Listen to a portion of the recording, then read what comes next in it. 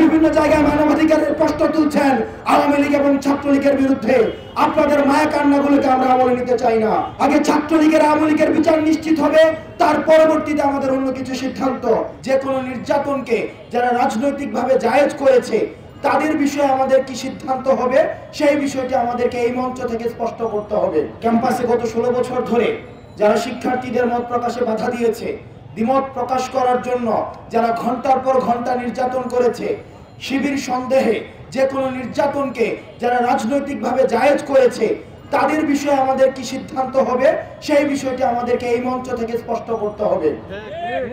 আমরা দেখেছি ইতিমধ্যে কিছু রাজনৈতিক দল তারা যারা গত 16 বছর ধরে নির্যাতনের খড়গ ক্যাম্পাসে জারি রেখেছিল তাদেরকে মাফ করে দেওয়ার একটা প্রবণতা তারা দেখাচ্ছে। আমরা তাদের কাছে প্রশ্ন রাখতে চাই, তারা পাবলিকলি এ পর্যন্ত মাফ চেয়েছে কিনা, যাতে করে আপনারা মাফ করে দিতে পারেন।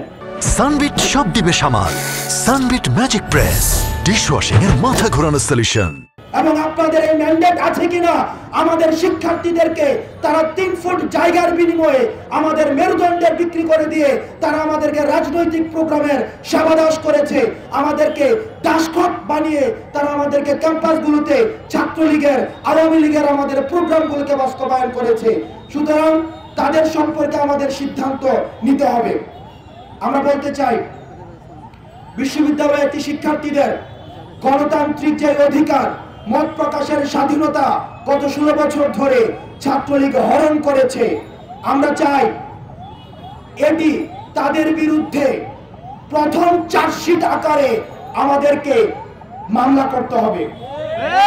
দ্বিতীয়ত, শিক্ষার্থীদের ন্যূনতম যে মানবাধিকার রয়েছে, থাকার জায়গা, শিক্ষার জায়গা, খাবারের যে অধিকার, সেটিকে হরণ করার জন্য তাদের বিরুদ্ধে দ্বিতীয় চার্জশিট আনতে হবে। শিক্ষার্থীদেরকে প্রতিনিয়ত শিবির সন্দেহে ক্যাম্পাসে, হলে, ডিপার্টমেন্টে যে ধরনের নির্যাতন করা হয়েছে তাদেরকে এই রাজনৈতিক নির্যাতনের বিরুদ্ধে তাদের বিরুদ্ধে তৃতীয় চার্জশিট আনতে হবে।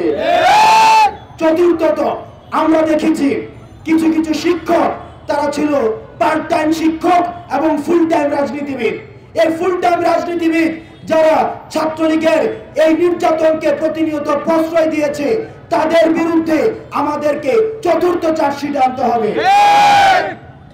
যারা বিশ্ববিদ্যালয়ের শিক্ষার্থীদেরকে প্রতিনিয়ত তাদের যে মানবিক এবং যেই ধরনের আমরা সাইকোলজিক্যাল যে ট্রমা রয়েছে, ট্রমার মধ্যে প্রতিনিয়ত গত 16 বছর ধরে যেতে হয়েছে এবং সেটির জন্য ছাত্রলীগের বিরুদ্ধে, আওয়ামী লীগের বিরুদ্ধে এবং তৎকালীন প্রশাসনের বিরুদ্ধে আমাদেরকে 50 চার্জশিট আনতে হবে।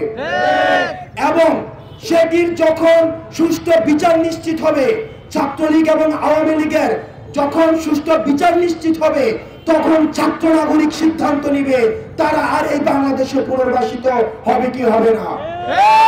আমাদের জানা মতো আমরা দেখেছি আমরা জার্মানিতে নাৎসি দলের কোন ধরনের রাজনৈতিক কোন অধিকার নেই। যারা বিভিন্ন জায়গায় মানবাধিকারের প্রশ্ন তুলছেন আওয়ামী লীগ এবং ছাত্রলীগের বিরুদ্ধে, আপনাদের মায়া কান্নাগুলোকে আমরা আমলে নিতে চাই না। সুতরাং আগে ছাত্রলীগের আওয়ামী লীগের বিচার নিশ্চিত হবে, তার পরবর্তীতে আমাদের অন্য কিছু সিদ্ধান্ত। বাংলাদেশ চিরজীবী হোক, ইনকিলাব জিন্দাবাদ।